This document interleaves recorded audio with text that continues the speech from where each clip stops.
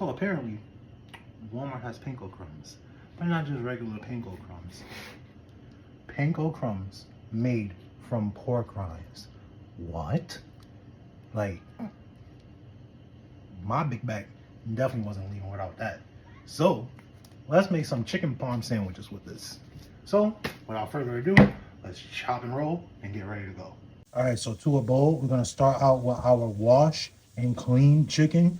Yes, I said wash and clean because we are still doing what? Washing and cleaning our chicken. And if you're not, I will be calling the authorities. To this bowl, we're gonna add in some egg. This is to make sure that our breadcrumbs can stick to our chicken. After we've added in our egg, we're gonna hit that with some dried basil. Now, you don't want to use too much because dried basil is very, very strong and it will overpower everything else. After we added in our basil, we're gonna come at that with some dried oregano leaves. Same thing applies for this too, just like with the dried basil. It can be overpowering, so you don't want to add too much into it. Next, we're gonna add in some garlic and parsley, some onion powder, some Daniel's original seasoning, some red pepper flakes. Lastly, we're gonna add in some ground black pepper. After we add in our ground black pepper, we're just gonna give everything a good mix. Once everything is fully incorporated, we're just gonna set our chicken aside for now. And now to another bowl for the star of today's dish, our pork rind panko. Now, because you know it's flavorful, we're gonna season every step of the way. If you want to, you ain't got to, but we doing it over here. So to our panko, we're gonna add in some garlic and parsley. Next, we're gonna add in some dried basil. Remember what I said before about the dried basil? Do not wild out with this. Next, we're gonna add in the dried oregano. Same thing like with the basil. Don't go adding too much of this like y'all ain't got no sense. And just because I'm feeling real big backish today, because why not? I'm gonna add in some of this 3 cheese Italian blend into my panko. Once I add that in, I'm gonna mix everything together until it's fully combined. Now I'm gonna dip my chicken. Then we're gonna fry that until it's golden and crispy. Then we're gonna just place that on a wire rack and set it aside. And why should the big backness stop there? We're gonna add in some bacon as well. So while our chicken is frying, we're gonna place our bacon in the air fryer, or you can do it in the oven, or you can do it on top of the stove. Whichever way you want to do it. I'm doing mine in the air fryer though. So while our chicken is frying and our bacon is cooking, I'm gonna show you guys how you can elevate the flavor of any store-bought pasta sauce. I get it.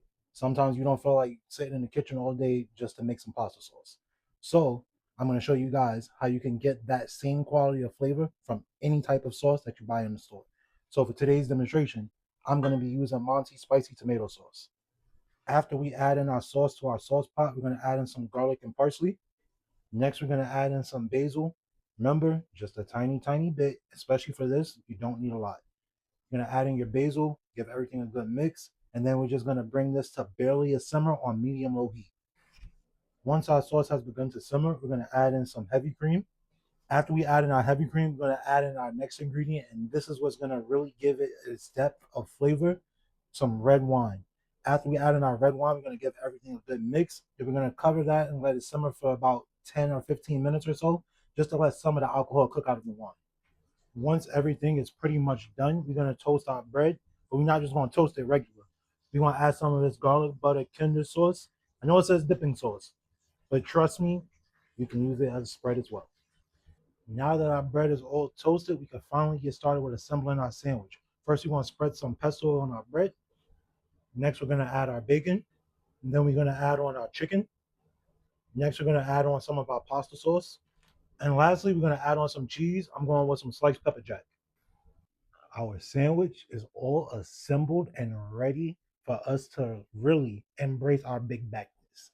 Absolutely. Oh my gosh, this is smelling phenomenal right now. I really cannot wait to get into this and try this. So, without further ado, let's do just that.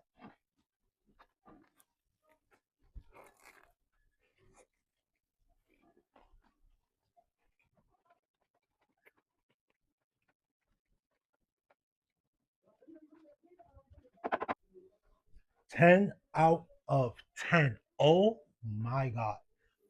Who needs regular breadcrumbs? This is all you need right here, folks. This right here.